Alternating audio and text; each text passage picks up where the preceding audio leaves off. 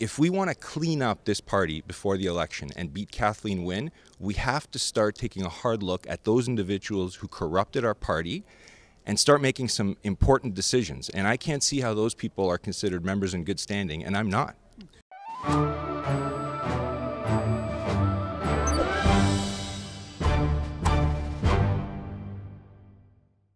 I'm with Jim Karahalios, ex-PC member, not by choice, mind you.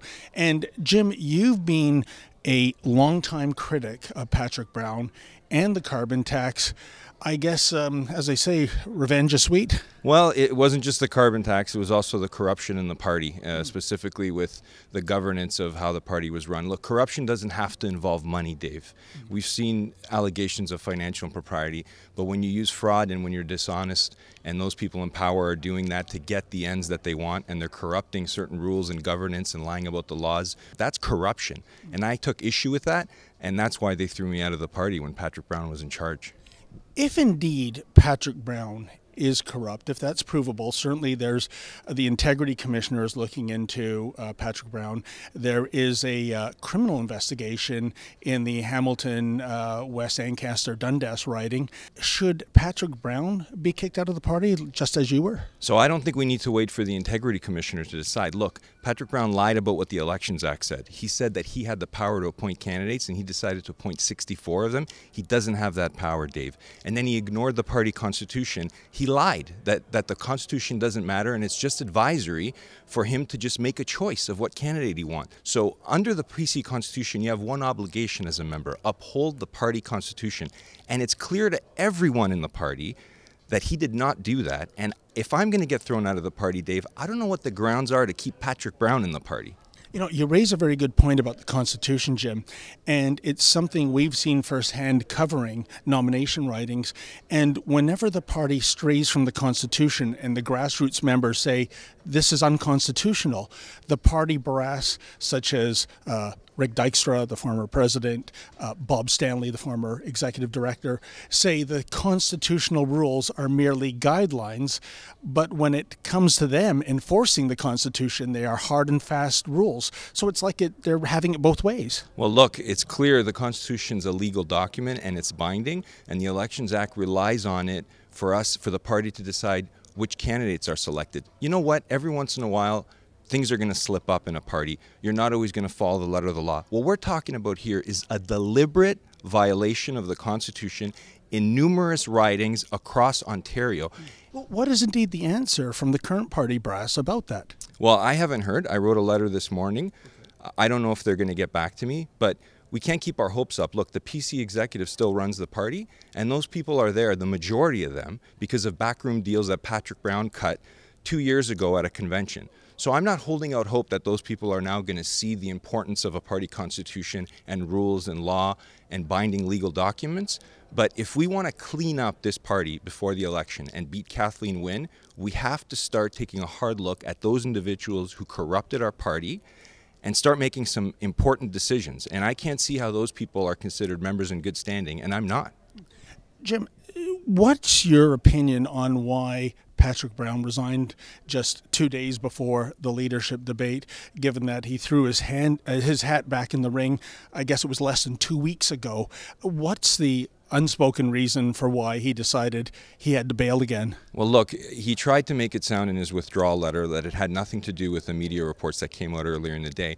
But everyone knew, when the integrity commissioner is looking into your financial affairs, when the media reports that he instructed at a nomination to, quote unquote, get the result that I want. In a nomination where the police are now investigating for voter fraud, it's pretty clear why he dropped out. And he tried to suggest it was for other reasons. He showed no remorse. For the sake of his family and friends who are under stress and that sort of thing, right, and to concentrate on the libel lawsuit against CTV. If he didn't want to put his family through that, he wouldn't have got back in the race 10 days ago. So I'm not buying that excuse. He should have stayed out of the race. I don't know why he made a circus of this party for 10 days. And it's clear to everyone. You know, the other sad part about that withdrawal letter is he didn't take any responsibility for anything he's done in the last 2 years or in the last 10 days. He took no responsibility for the circus he's done. He showed no remorse for anyone that he's railroaded, for those nomination candidates that were robbed of their nominations. He showed no remorse. And in a moment when he had an opportunity to conjure some sympathy, he showed us that he didn't deserve any. A lot of Patrick Brown's people, of course, went over to the Caroline Mulroney camp. What do you make of that? Well, I'm not so sure about that anymore. I haven't been able to follow the news today, but it'd be interesting to see, since Patrick Brown got out of the race, those candidates that signed up to endorse him in the last 10 days, that said, you know what, let's do another run of this corruption with Patrick Brown as leader. They were promoting another run of him as party leader. Where are they going to end up? That's the question now. I want to see if any of these 4 leadership candidates, are they going to cut deals with these candidates that were promoting and openly saying Patrick Brown should get another kick at the can, knowing everything that we know? So I'm really nervous about some potential backroom deals that are happening and people looking forward to overlooking the last 2 years and not fixing the problem. You know, that's an interesting point. Vic Vidali, of course, is on record as talking about the rot that is in the PC party of Ontario. Do you think the rot is simply Patrick Brown, who is now a non-factor, or is there still more rot in this party? The PC party constitution is the best democratic constitution that I've seen from the 3 major parties in Ontario. So I don't think it's rotten. And I don't think as a whole the party is rotten. The grassroots members are largely... Why would Vic Vidali say that then? Well, because I think there's an element, and we've seen it. It's Patrick Brown and a handful of his friends, and probably the majority of the executive that he hand-appointed or got them acclamations. And if we want to move forward, we have to turn the page. We can't just pretend that it's one person that was responsible for this mess. Jim, now that Patrick Brown is gone for good in terms of a PC party leader, we have come across so many conservatives, so many PC supporters that have abandoned the party. They've been telling us they're going to sit this one out, decline their ballot. They're going to vote for, I guess, protest parties like the Trillium Party or the Ontario Alliance. Do you think now that Patrick Brown is out of this party, those disenchanted, disillusioned conservatives will come back in? Well, I'm not sure if he's out of the party yet. He's still a member as far... I guess in terms of a leader then.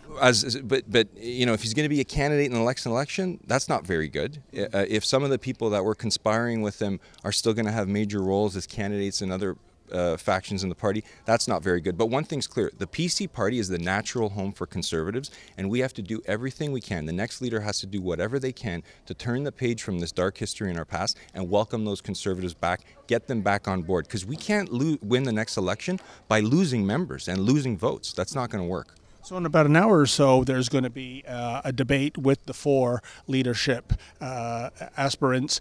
Who do you support, Jim? Well, I've got my Axe the Carbon Tax campaign. I've got my Take Back Our PC Party campaign. As an activist, I'm not involved with any campaign. I'm putting my issues out there. I'm happy to see all 4 of them are now against the carbon tax. People were telling me that was crazy 2 years ago. We've moved on the issue. The PC party is now for the carbon tax. All the grassroots, they said, all the grassroots, Patrick Brown said, were for it. Now we've seen 100% against the carbon tax.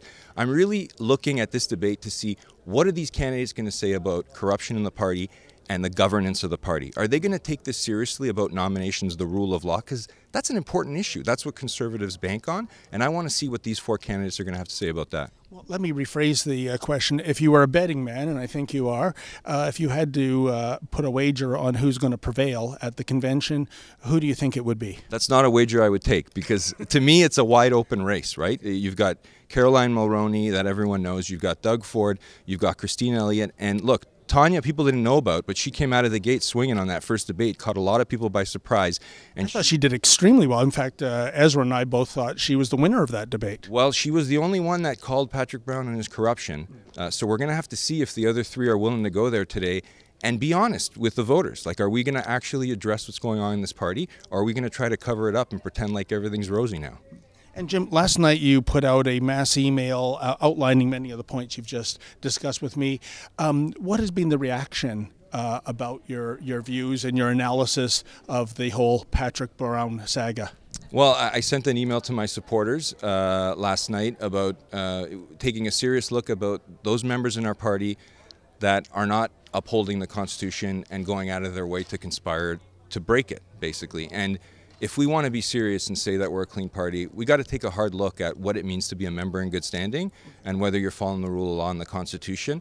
And so Patrick Brown's gone, but there's others that think everything that happened in the last 2 years was okay. It's a small group, but the next leader's got to have to address that question. And maybe they'll start tonight. And Jim, those were the questions I had, unless is there anything I missed that you feel would be relevant to this story? I think we covered it all. Looking forward to tonight. Thanks for the good work, Dave. Hey folks, have you heard the news? The Rebel has a brand new app. Download that app and take the Rebel wherever you go.